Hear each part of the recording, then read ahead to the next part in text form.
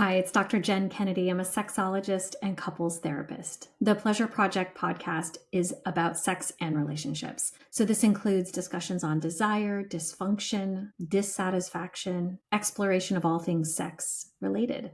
So sometimes I'll do toy reviews and we'll look at trends, and sometimes I'll also enlist other experts. We'll increase your insight and enhance your pleasure. So tune in. Hi, my guest this week is Amy Baird, and we are talking about the dynamics of buying a home and how couples go through sort of the stages of escrow is what I'm calling it, because it's the ebbs and flows and the dynamics that can be quite stressful actually of buying a home, whether it be your first home or your fifth home or whatever. And Amy is a really seasoned broker. And so I just wanted to have a really frank conversation with her about what comes up in this process. And there's kind of the implicit and explicit things that happen during this process where couples are negotiating their own needs and what they want in a place or what they think they want and what really matters. And so it's a fun conversation. I think it's interesting if you've ever bought a home or if you're thinking about buying a home, this is a good episode for you. So welcome back. My guest today is Amy Baird. Amy, or AJ Baird, is a top real estate broker at Village Properties, specializing in matching clients with their Santa Barbara dream home. Known for her deep local knowledge, Amy offers a full service experience from pre-listing preparation and staging to custom marketing and post-closing support. She provides a concierge experience for buyers, leveraging her industry relationships for seamless transactions. In addition to residential real estate, Amy assists with luxury vacation rentals and long-term leases. So, welcome. Thank you, Dr. Jenn. Delighted to be here and fun to be able to do this with you. So, full disclosure, Amy has been my broker on several properties. These were commercial properties, but I was thinking of Amy because I recently sat with some clients who are a couple that closed on a residential property. And I've watched this with other people as well, other couples over the years. And I thought, boy, this is a process that is very stressful and involves a lot of ups and downs and emotions. And who better to unpack it with than somebody who does this all the time from the business side. So thanks for being here. You're welcome. Thank you. It's quite the process, and it's always a gift to be able to help someone and navigate the emotions. And I think that's really right where you want to focus is the couples that are buying a home in Santa Barbara. It could be anywhere. I think the process is pretty universal, whether you're in Santa Barbara or whether you're in Minnesota or somewhere in the fjords. You really do have an experience of, making concessions and talking with your partner and figuring things out. So I've been doing this now for full-time for over 15 years. And I really love what I do. I'm a natural helper. And I've also love solving puzzles, if you will. Not the puzzles that we put out on a table, those you can have, but the puzzles that are, how do we make these pieces feel congruent and go together where someone can find, an exciting piece of a neighborhood that they can make their own. So I'll let you start. Finding a home is a puzzle, and it doesn't matter if it's your first home or your fifth home, right? There's so many factors that go into that, and equating it to a puzzle I think is great because it's like, what are the elements and what matches up and what do you see versus what do I see? And a lot of pieces of that when you're trying to coordinate it with another person, being in a couple. Yeah, definitely. So relationship, you have more than when it's you on your own, everything's your way, right? Everything goes my way because I'm doing it myself. I choose this, I choose the tile, I choose what type of finishes, how big of a home.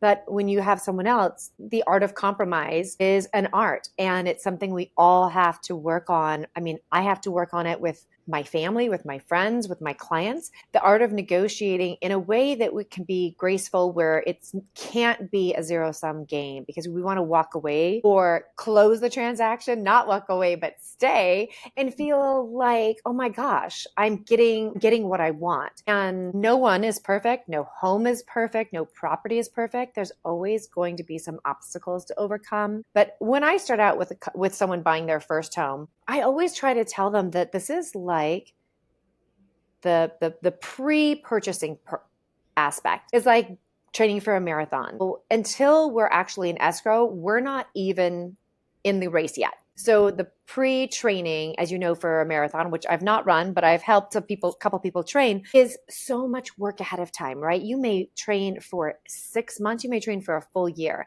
and it can look the same when shopping for a home. You're meeting with your lender, you're getting your financial self really, really healthy, or paying off debts that you may have. Perhaps something has affected your credit score, and a great lender is going to be able to kind of help you navigate that. I'll be honest that most of my transactions are more luxury properties, but I've done my fair share of first time home buying. Even when I bought my own house, the amount of paperwork is daunting, and it feels like your homework is a whole nother job. And it is, but it's a window of time. So you're doing all this preparatory work in order to be ready to pounce when the right home comes along. And I feel like all of that work that you do on the front end allows the process to be more smooth. You can. Do you think couples are shocked by that?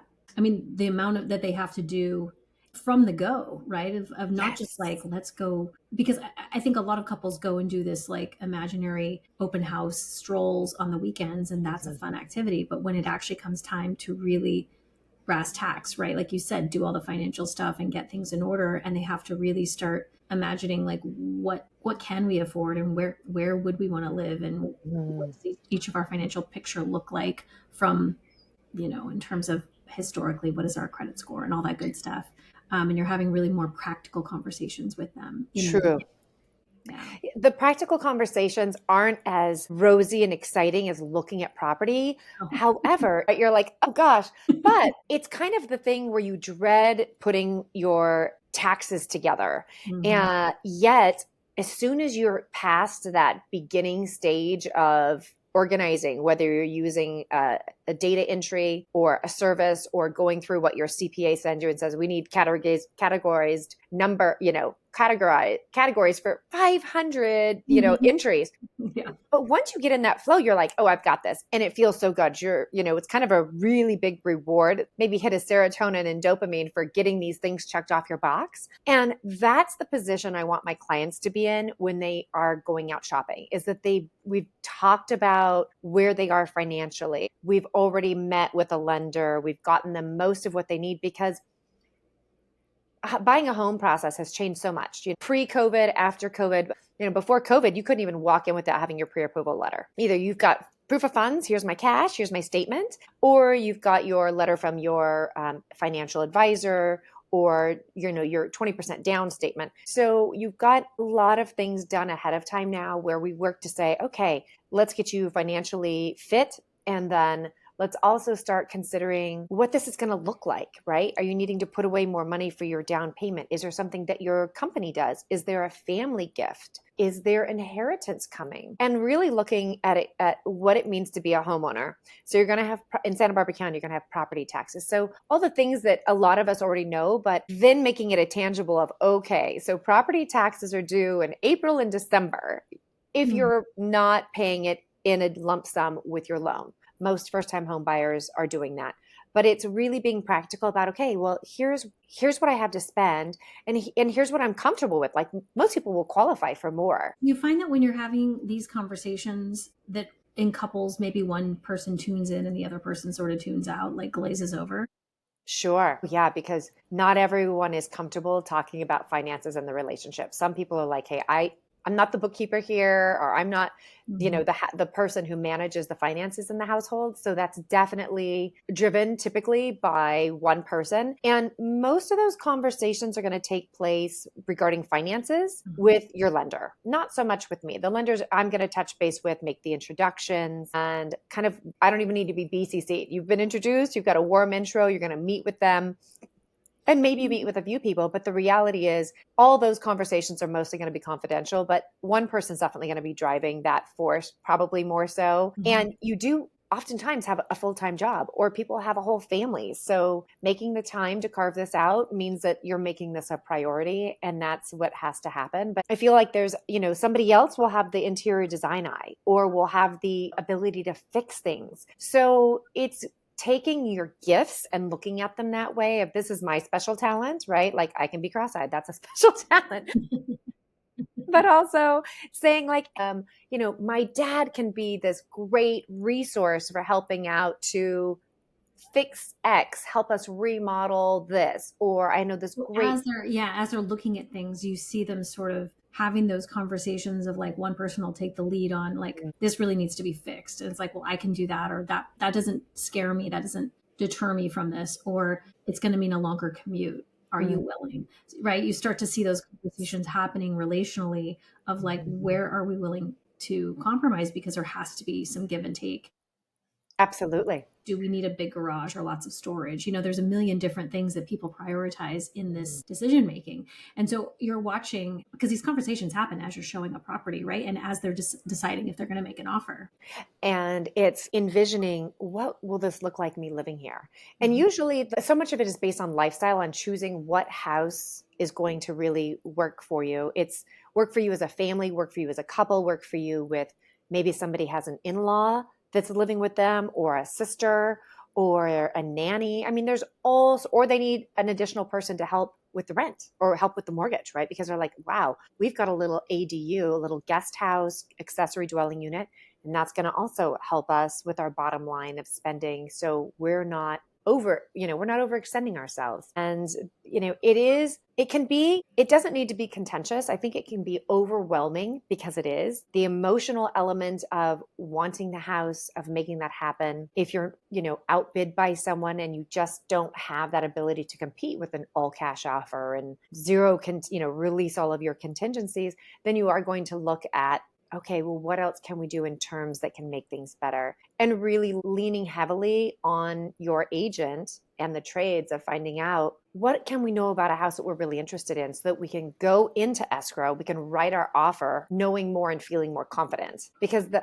you find, okay, so just going back to like, I mean, we see this with cars, right? People buy cars that they feel like are kind of a projection of themselves, but homes too, right? Yes. When you look at a home, it's not like all homes are it's just a home. It's a dwelling. It's a roof to put over our head. People really identify with their homes and their neighborhoods. And so I imagine most couples, you probably show them a lot of homes before they choose one, and depending on their price point and how many options are on the market at the time. But as they walk through, there's reactions. There's visceral reactions. There's practical reactions in terms of this serves our needs based on what they objectively told you was true. But then there's also this emotional reaction. Absolutely. And something you touched on earlier is how we identify. I mean, we identify with the clothes we wear, which is something so simple. I mean, sometimes I feel like, oh, what a gift to just have a uniform. Like I could wear this every day and my decision is done and I'm out the door. It's utilitarian. And while a house or your car is a utility, it serves its purpose, it is so much more of an emotional attachment of, this is where I'm from.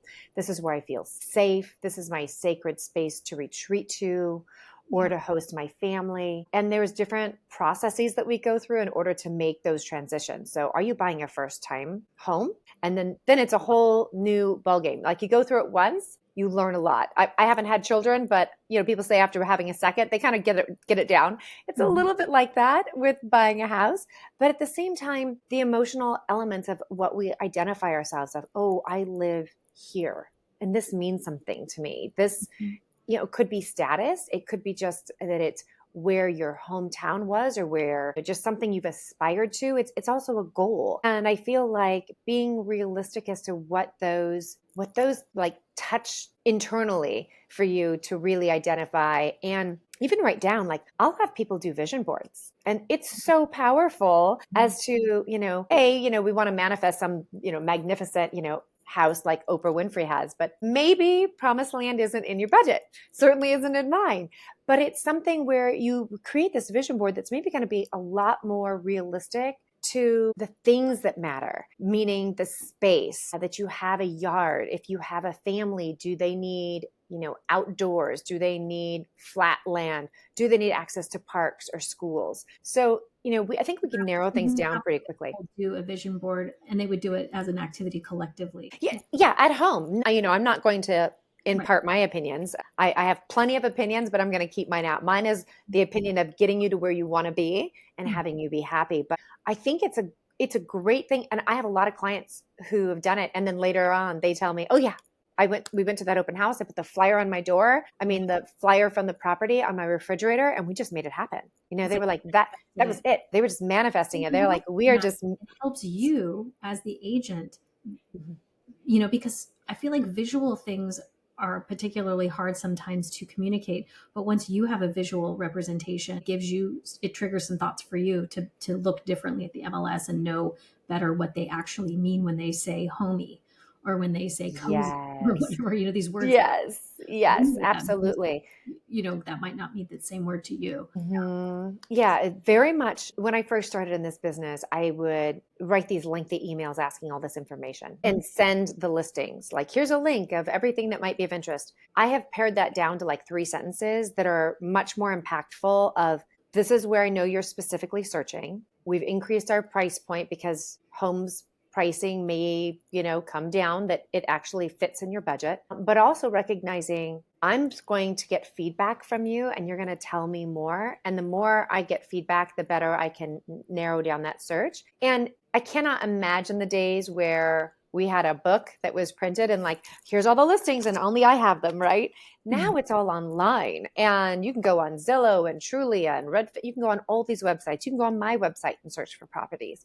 So the amount of information, truly helpful. I'm sure sometimes it feels like it hamstrings us because there's so many options, but there's not. When it comes down to action, it depends on your market, but here there's not an overabundance of listings. There's going to be a number of them. So we also wait. So that's part of the game of training for the marathon. We wait for the right home, unless you're in really some sort of financial or time crunch. And that could be, we have a baby coming and we want to be moved in. Yeah. Mama is 2 months pregnant. That means we have, I don't know, 8 more months to go. Those sorts of things play into the field of people become more willing to compromise. And I always know that there's going to be some compromise, whether the seller says we're not going to pay for the pest work or something there. It may not be that the house is so much a compromise, but what you're going to be putting into it. A quick pause here to share something that I've been working on that I think you will really appreciate, especially if you've ever felt confused or disconnected from your sexual desire. It's a self-paced course that I created for women who want a better understanding of their sexual desire, especially if it's felt confusing, inconsistent, or hard to access. A lot of us are taught that desire should just be there, effortless, spontaneous, always on, but that is not the reality for most people. And when it's not, it can leave you feeling frustrated or like something is wrong with you. If you've ever felt turned on one day and completely disconnected the next, or if you've struggled to say what you really want sexually, if you're both excited by the idea of vibrant sex and hesitant about what that even looks like, this course is for you. Desire is complex. It lives in your brain just as much as your body. And in this course, I guide you through the understanding of your unique relationship to it without pressure, shame, or performance. You'll get short videos and guided worksheets to help you map out your personal erotic template, identify what turns you on and off and what shuts you down, understand the blocks that might be getting in your way, reconnect with your body, and you'll explore your sexual self with more confidence and curiosity. You can go at your own pace. You don't need to want more sex. You just need to want to know yourself better. So if this resonates, then head on over to pleasureproject.us and learn more and enroll in the course. Now back to the episode. Right. But using those skills, and I think, again, touching back to like what someone's talent might be and honing in on those as the couple who's this is your strength, this is my strength, and together we do this, because that's how I try and approach it with people, because otherwise, locking horns, nobody gets anywhere. And that just creates a lot more friction and disappointment. And if we can kind of steer clear of those in the beginning, also couples have their own ways of communicating and they've got their dynamic. And that's where you come in as the expert. Right. It's like, yeah, because it's a stressful process. It's full of paperwork, just like buying a car, right? There's just like all this excitement of the shopping and the looking and the touching and the colors and all that. And then there's that dreadful like paperwork piece on the back end, where you're just like, oh man, I forgot about this. And you get out of there and you're bedraggled, but the financing and the putting it down and the actual piece of transferring all that money and really coming to coming to terms with that is really a relational task. Not just the exhaustion of going through the bank, but as far as couples doing this together and really sorting out, how are we going to manage this in our budget, or how are we going to prioritize this together, and how are we going to imagine ourselves then making this new chapter look together. So I imagine that you're sort of giving them, you're instilling confidence along the way, or giving them lots and lots of information as they're getting very maybe nervous, because they have a lot on the line. And so you have to have had good rapport with them at this point. They're looking to you Absolutely. for information and for guidance. And, we always say as therapists, we can't, especially couples therapists, we can't want the relationship more than they do. So if I have a couple in conflict, I can't decide that I have to keep them together. I actually have to do what's best for the couple. And I'm basically there to facilitate discussion and exploration. And sometimes that means that they're going to break up. I've had a few couples break up, and that's just part of it. And so I would imagine the equivalent here might be that sometimes the right decision is for them to walk away from a house. Totally. To let that happen. So in my Invite experience, that to happen. yeah, and usually it can be the best thing. People can say all sorts of things of, oh, well, what's meant to be will be, or this was meant to be, or it was kismet. But the reality is, I put my clients' priorities so far above my own. I'm not going to miss a meal. I have a roof over my head. I'm very fortunate that I can talk someone out of something that's not going to be a good fit for them 100 times more than I'm ever going to talk somebody into it. I will tell a client what they need to hear in the moment they need to hear it, right? Like, we're scared to write an offer. We're this, we're that. Do we do it? Do we pull out? If you don't put your hat in the ring, you'll never know. So, right, unless you actually write the offer and submit it, you're never going to know. But there's clients I worked with ages ago, the fear of getting in the offer was a big impediment. And some of that coaching needs to come from me, as well as them feeling that they are in a financial space in time to be able to really go for it. Mm-hmm. And it has to be that I'm going to communicate and say, oh, here's what you can do financially. We know that. Here's what else, other terms that we can do to help you strengthen your offer. And having conversations of, are they going to be comfortable with releasing a contingency or foregoing something that is going to make a seller say, well, this offer may not be the highest, but it's definitely more desirable. They can close right away. They can do X, Y, and Z. The lender that they're using is great. Their agent that they're right. I'm also part of this process with playing well in the sandbox with others, that you've got an agent who's, worked here for a long time. I have great rapport with my other colleagues. And really, I just want to look out for my client's best interest at the end of the day. I want to make the experience as unencumbered as possible. And there's times during COVID, there were some really challenging situations. There's situations, usually not walking away from a property so much. I've even worked with a number of couples going through a divorce and selling the house. And that was a very clear choice, that they wanted to work with somebody they knew. They did not want to work with a stranger. They did not want somebody else. It was just so hyper personal. So Interesting. Yeah. So they're collectively to sell the house. They want to still get top dollar, of course, because that's going to impact them financially. So they're being cooperative to sell the house. yes. On the seller side. Okay. Yeah. And in that situation, there's things that have come up. Oh, I told him he should have already taken care of that, a long time ago. That sink was leaking. And so it brings up some things, but nothing we can't get past. For the most part, we're already through the process enough that there's a divorce decree, there's a separation has happened. And it's in everyone's best interest to move on. My brother wrote a song about the pain of the one that gets left behind. Have moved on and you've gone to wherever you are, but the person who stays behind, all the memories on the walls, all the memories in those walls, in that space is really strong. So, there's hopefully the people that purchase a home together stay together. And you always want to go into every transaction or every relationship, your job, your friends, that this is going to work, but you have to be an ultimate realist of recognizing, showing up as your best self. For me, that's showing up for my clients as the most informed that I can be, having the most information and not overwhelming them, because I realize real estate's good for me as a practice, and that I have to dole out information. Take a read. Mm-hmm. Are your eyes glossed over? Have you seen too many properties? I bring snacks. I don't leave my house without snacks and a drink of water or something, right? So I do the same with my clients. If we're going to be out house shopping, if we're going to be out touring, like, we're going to have to take Well, a and emotions break. are running high, and like, how do you kind of calm the system? Because Yes.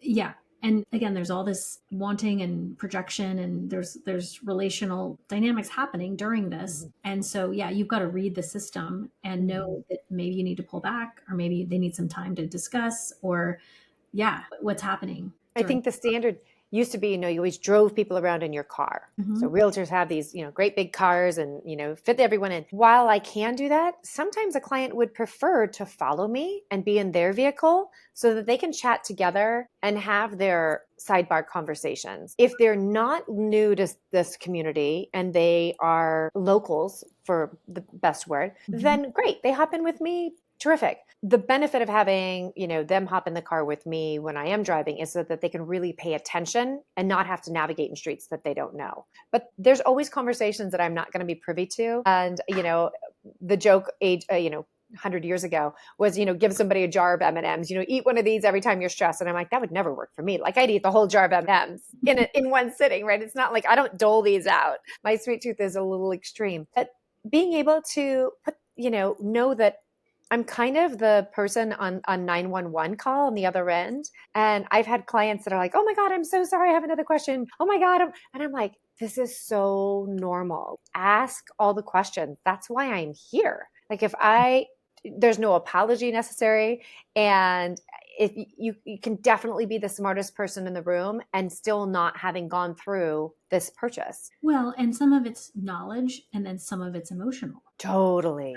That's just part of this Yes. journey, because there's a gut sense of what is the square footage, right? Like that's fact. But then it's Mm-hmm. like, does this configuration fit our life? And you can't Mm-hmm. really answer that question, but you can remind them that, you know, the two car garage does have, you know, whatever is kind of flooring, or Mm-hmm. Possibility for your home gym. yeah, you can remind them of certain things that reflect back maybe the priorities that they set about their life, the way they live their life, or something like that. You know, Absolutely. that because I think sometimes people get, and I see this a lot in couples therapy, sometimes they get overwhelmed, they get flooded emotionally, and then they get disorganized in their thinking, and they forget what they know to be Oh, true. And so they sometimes need the containment that we can offer.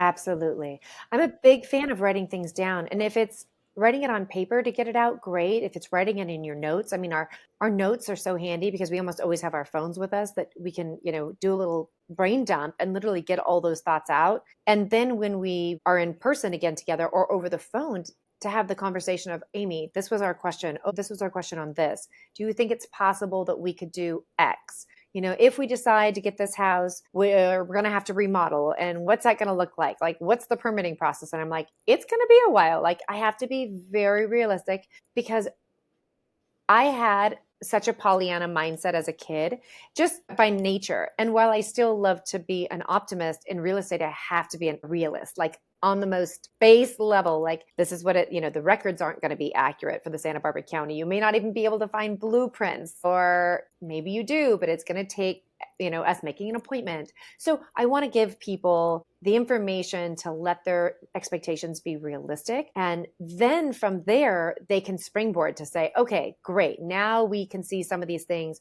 We can meet with some of these professionals that's their expertise. So I try and stay in my lane because I feel like I want my clients to rely on me, right? Whether it's a couple with a family or a couple that's both individual professionals, they're experts in their field. And even when I buy a property for myself, I'm going to rely on the experts that do what they do, all of my inspectors and trades. And an ounce of prevention is worth a pound of cure in all facets of life. So, spend the money to do things right the first time. A $5 paint job is going to get you a $5 paint job. I don't even know what you'd be painting for $5. A bottle of spray paint. Don't need anything for $5. Well, thank you so much. This has My been pleasure. helpful. Yeah, I just find that, this is a process that, much like there's other things like renovations are super stressful for couples. Having a first child, again, there's just some of these life moments, and buying a home is stressful. It's a couple's, so It it's It's been great to talk to you. Thank you so much. Thank you. Thank you for having me. And I hope people can realize that just hearing this and they've already been through it, they'll resonate like, oh, yeah, it was so emotional. It's so normal. And so I don't think anyone needs to apologize or back out or have a regret that they had X, Y, or Z. Like, give yourself some grace, give your partner some grace and some space to recognize you're going to have some competing, I think is the right word, versus combative, but competing priorities, and be able to say, okay, well, you're going to get this, I'm going to get that. Everyone should come away with it at the end of the day feeling good, but it's a process. So trust that the process will get you to the end, and you can have your home sweet home. As we know, it is paradise here. Sounds good. So if you want to reach Amy, it is amyjbaird.com, or Instagram is amyjbaird, and that's Baird. So thanks so much. Thank you, Dr. Jenn. Take care. Hey, it's Dr. Jenn. Thanks so much for tuning in. Please leave us a review and leave a comment if something struck you. We'd love to get the feedback. It really helps the podcast. And if you want to reach me, go ahead and direct message me on Instagram, or you can reach me at jen@rivieratherapy.com. Thanks.